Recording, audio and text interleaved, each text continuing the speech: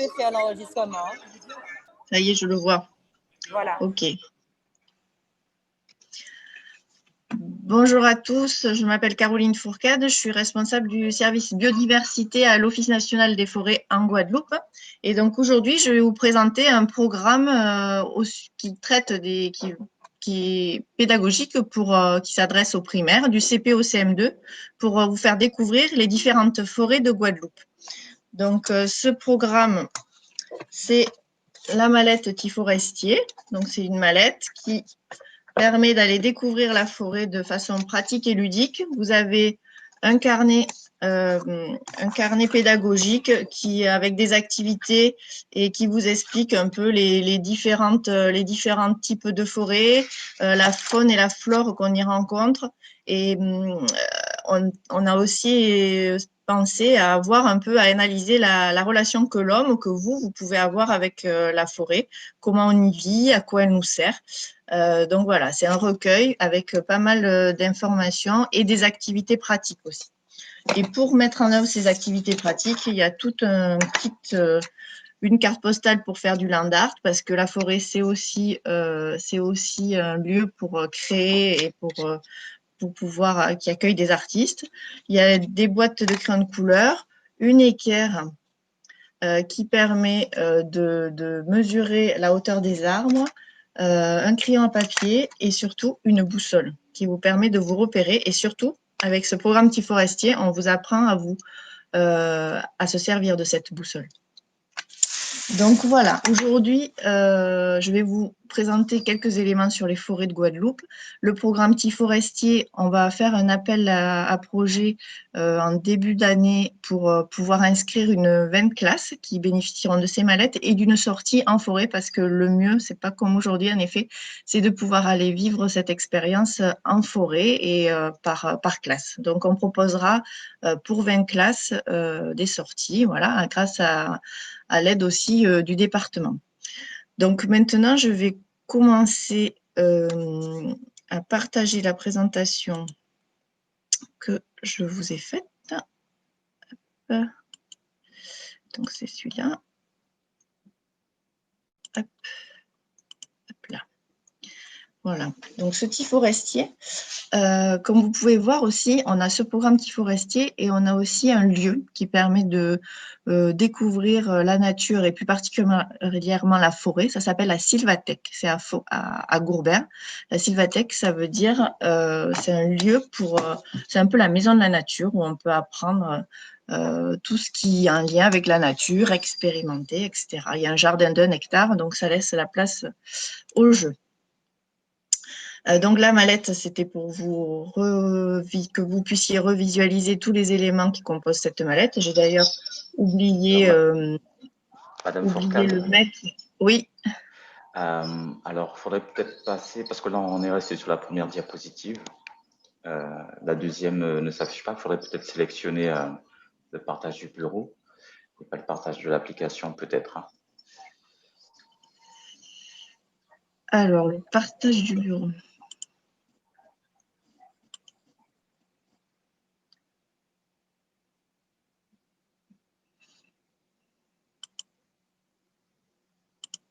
Est-ce que ça va mieux?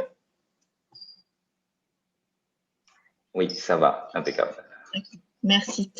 Donc, tous les éléments de la mallette sont présentés sur cette diapositive. Donc, tout de suite, on va partir à la découverte des forêts de Guadeloupe. Donc, cette forêt, vous allez voir, elle est en lien avec le cycle de l'eau. Donc, je ne sais pas si vous savez ce que c'est le cycle de l'eau. Le cycle de l'eau, c'est que l'eau, elle a plusieurs états. Vous pouvez la voir quand vous mangez une glace à l'eau. On peut dire que l'eau, elle est solide. Quand vous prenez la pluie, elle est liquide. L'eau de la mer, elle est liquide. Et quand elle est dans les nuages, elle est tellement petite qu'elle est sous forme de vapeur. Et donc, avec ces différents stades de composition, l'eau, elle a un certain cycle. Et donc, elle prend ces différents états en fonction de la chaleur et de ce qu'elle rencontre. Donc, du coup, on peut voir qu'en grande terre, par exemple, où il fait très chaud, on a les alizés qui arrivent avec les nuages qui passent sur la Grande Terre et qui viennent se bloquer sur les montagnes de la Basse Terre. Et donc, une fois qu'ils rencontrent ce relief, ils vont pouvoir se transformer en pluie. Et donc, ça va avoir des conséquences sur la végétation qu'on va pouvoir voir. Donc là, si on se met à plat sur la carte de la Guadeloupe, on voit en bleu les zones les plus bleues, c'est les zones où il pleut le plus. Quand je vous dis qu'il pleut le plus, c'est qu'il pleut plus de 4 mètres par an. 4 mètres, je ne sais pas si vous voyez, ça fait, moi je fais 1,75 m, donc ça fait déjà plus de 2 fois ma hauteur de surface d'eau qui peut tomber chaque année. Et comme vous pouvez le constater, quand c'est jaune, donc c'est plus aride, plus sec, donc il pleut beaucoup moins. Donc on peut identifier sur cette carte les zones où il pleut le moins. Donc plutôt la Grande Terre, les îles de Saint-Martin, Saint-Barthélemy et Marie-Galante également. Les Saintes également, bien entendu. Donc là, on a vu la carte qui inventoriait le volume d'eau qui tombe. On l'a mis en relation, donc du coup, avec les 5 types de forêts qui existent en Guadeloupe. On a vu qu'il pleuvait très fort sur la Basse-Terre. C'est là où on a la forêt humide. Il y a plus d'eau, c'est une végétation humide qui va se développer là. On voit que sur la Grande Terre, Marie-Galante, on a dit tout à l'heure qu'il faisait plus sec. C'est une forêt sèche qui pousse là. Entre forcément l'humide et le sec, on a une forêt moyennement humide. C'est une forêt de transition. On ne peut pas passer du noir au blanc quand on est dans la nature. Donc, il y a des transitions et donc c'est cette forêt mésophile qui fait la transition. La forêt d'altitude, donc la forêt d'altitude que vous trouvez au niveau du point le plus haut de la Guadeloupe. Ce point le plus haut, j'espère que vous avez eu l'occasion déjà d'y aller. C'est un endroit qui est quand même assez magnifique. On a la chance d'avoir un volcan, donc c'est vrai que c'est le sommet de la Soufrière. Et donc, tout autour de notre Guadeloupe et de l'archipel Guadeloupe, on a la forêt littorale qui peut être à la fois de la forêt sèche, des fois, de la forêt marécageuse et de la mangrove. Donc, on a vu tout à l'heure que ça dépendait de la pluie, la répartition de la végétation. Et donc là, on voit, quand on fait un profil avec l'altitude, donc il y a le niveau 0 qui se situe au niveau de la mer, et plus on monte vers la Soufrière. Donc on voit qu'en fonction de quand on grimpe, on va pouvoir, quand on part de la mer, on peut partir de la mangrove, et plus on grimpe, plus on va changer de milieu, plus on va aller vers de la forêt humide. Donc, on va rencontrer d'abord la forêt xérophile, puis la forêt mésophile, l'hygrophile, et pour finir par la végétation d'altitude. Il y a aussi une distinction à faire entre la côte au vent et la côte sous le vent.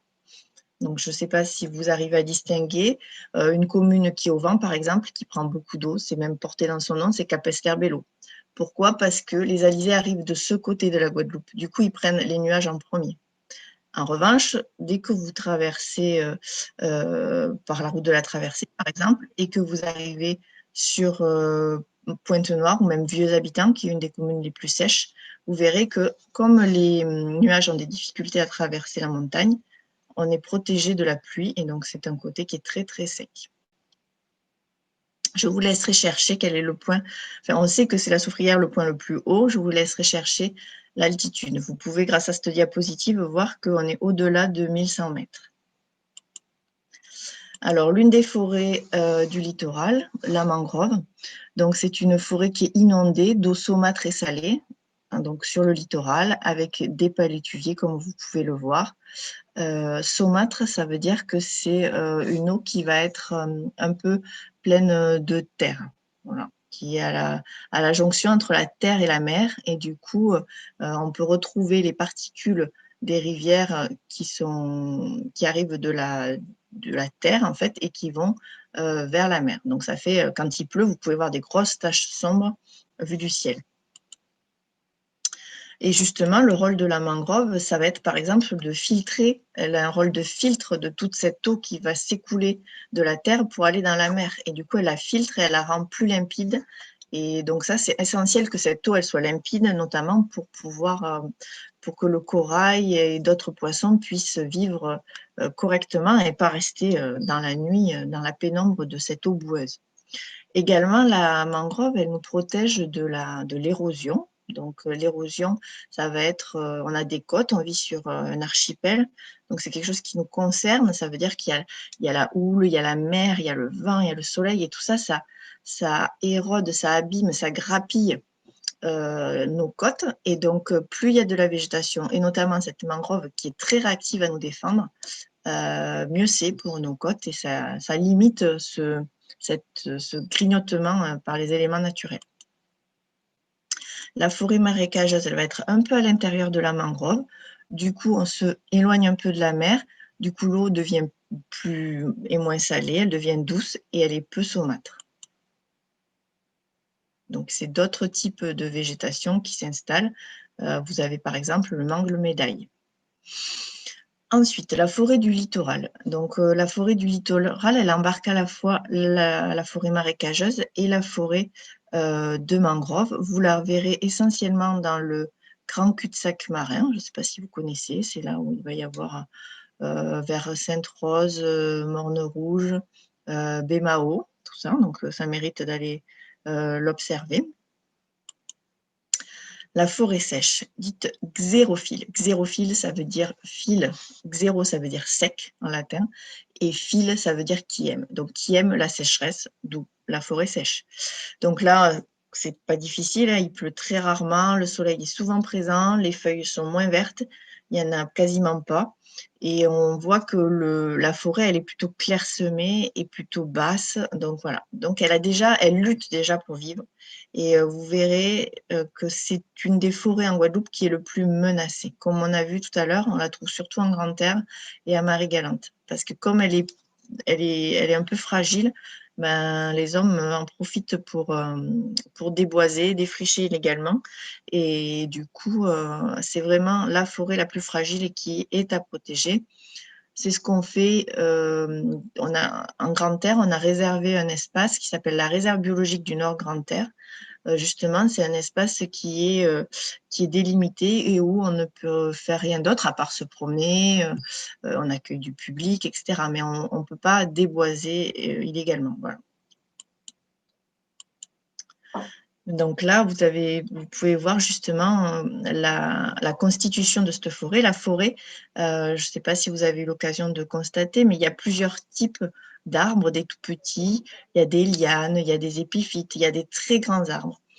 On verra la différence entre les différents dessins suivant dans quel type de forêt on se trouve. Donc la forêt sèche, on voit qu'il y a des arbres qui sont qu'il y a de la distance entre ces arbres. Voilà, c'est clairsemé, on dit. Donc la forêt sèche, pour rappel, la Grande-Terre, la Côte-sous-le-Vent, Marie-Galante et la Désirade. Et si vous voulez faire une visite de cette forêt sèche, n'hésitez pas à nous contacter, on ira dans la réserve biologique du Nord Grande-Terre surtout. La moyennement humide, donc on en a parlé tout à l'heure, c'est la forêt de transition entre la sèche et la forêt humide. Donc, c'est une densité de végétation. On va avoir plus d'arbres qui seront plus proches les uns des autres. Vous voyez le dessin, on voit quelque chose qui est quand même un peu plus touffu. Voilà. Donc, cette forêt, on la trouve dans les milieux de transition, donc plutôt en basse terre, et donc c'est les forêts en milieu de pente, on va dire, entre le littoral et les plus hautes altitudes. On a vu tout à l'heure leur répartition par rapport à la différente hauteur. La végétation humide, donc hygrophile, comme tout à l'heure. Hygro, c'est l'eau, et phile, qui aime, donc qui aime l'eau. On a une végétation beaucoup plus dense, beaucoup plus d'arbres, beaucoup plus diversifiée. On a vraiment beaucoup plus de types d'arbres, on a d'espèces d'arbres différentes, il pleut beaucoup plus. Et puis les arbres sont du coup beaucoup plus grands. Ils peuvent atteindre 30 à 40 mètres de haut. Vous allez voir le schéma de la forêt humide, justement, où là, on voit qu'il y a vraiment beaucoup de monde dans cette forêt, beaucoup d'eau, et du coup, la végétation pousse beaucoup, elle s'épanouit, Voilà, elle est très, très, très, très riche. Il y a une grande, grande diversité dans cette forêt. En Guadeloupe, il y a plus de 400 types d'arbres différents, alors que dans la forêt hexagonale, pour vous donner un ordre de comparaison, c'est 40 arbres. Donc, vous voyez 100 fois plus. La forêt humide, donc on la retrouve, comme on l'a dit tout à l'heure, sur les montagnes de la Basse-Terre. On peut vous proposer d'aller vous balader sur la passerelle sensorielle de Moreau, sur la commune de Goyave, et vous avez une visite virtuelle justement qui a été créée par le CAUE. Donc ça peut vous donner envie d'y aller. Regardez-la et après vous pourrez aller sur le terrain.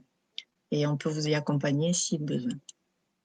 La forêt d'altitude, pour finir, ça y est, on a grimpé toute notre montagne pour arriver tout en haut, avec des arbres qui sont des petits arbustes façonnés par les très très fortes pluies, un bon vent bien présent. Il ne faut pas oublier son anorak quand on y va. Il y a de l'ombre et il y a le brouillard. Donc le brouillard avec donc l'eau qui est sous forme de vapeur d'eau. Voilà, de la végétation rabougrie, beaucoup de lichens, de fougères, de choses extraordinaires, des orchidées. Et donc, ce schéma de la forêt d'altitude, vous voyez, il ressemble en rien à une forêt, on n'en dirait pas, c'est vraiment très bas, ça vous dépasse pas, c'est à hauteur d'homme, hein, même plus bas. Il y a des algues, il y a des mousses, c'est vraiment, ça vit dans le milieu très, très, très, très, très humide. Et donc, cette forêt d'altitude, elle a peu d'espace. C'est celle-là qui sera peut-être le plus touchée par le changement climatique parce qu'elle ne peut pas s'échapper. Elle est bloquée là par rapport à l'altitude. Donc aussi, il faut bien la préserver et elle est bien préservée quand même parce qu'elle fait partie du cœur du parc national de la Guadeloupe. Donc, il y a vraiment des gens qui s'occupent particulièrement de cet endroit, à la Soufrière notamment. Donc, ce que je voulais finir sur, pour vous alerter, vous, parce que c'est vous qui c'est vous qui serez présent demain, c'est votre héritage. Et donc, ces forêts, il faut savoir qu'il faut les protéger, il faut les valoriser, il faut se rendre compte qu'on est un élément de la nature et qu'on vit dans cette nature. Et du coup, elle est quand même menacée. Elle est menacée par la construction des maisons quand c'est pas organisé. Elle est menacée par l'agriculture quand elle grignote la forêt. Voilà. Donc, elle est là, il faut la respecter. Elle a ses limites et il faut arrêter de grignoter dessus. Du coup, c'est vrai que dans les espaces que l'Office national des forêts gère, souvent, on a la grosse thématique des déchets que vous pouvez voir en forêt. Donc, on mène des actions, mais l'idée, c'est de ne plus retrouver ces déchets en forêt. Et donc, ce qu'on vous proposait, c'était que, autrefois, c'est vrai que la Guadeloupe, elle était vraiment auprès, voilà, les habitants étaient auprès de vivaient avec la nature, en fait, vivaient dans la nature, pour la nature. Aujourd'hui, après, on a pu développer beaucoup d'activités. Donc après, c'est à vous de décider et de voir qu'est-ce que vous voulez pour l'avenir, en fait. Qu'est-ce qui est possible? Il y a plusieurs choix, mais c'est des décisions qui sont prises et vous pouvez y contribuer. Voilà. Et donc, il faut réfléchir à comment vous souhaitez votre Guadeloupe pour demain, quelque chose de très urbanisé, on va dire, ou quelque chose où on vit avec cette nature et que cette nature, à la fois en la valorisant et en la protégeant, en fait, c'est nous que nous protégeons. Voilà les enfants, je suis ravie d'avoir partagé ce moment avec vous. Et après, pour illustrer en fait ce que j'ai pas fait là, j'ai pas lancé tous les films, mais pour chaque film, n'hésitez pas à aller sur notre chaîne ONF YouTube, où là, en fait, on a un petit film qui illustre chaque forêt. Donc comme ça, vous pouvez découvrir un petit peu ces forêts en ligne, en attendant surtout d'aller vous-même dans ces forêts. Merci à vous. Au revoir.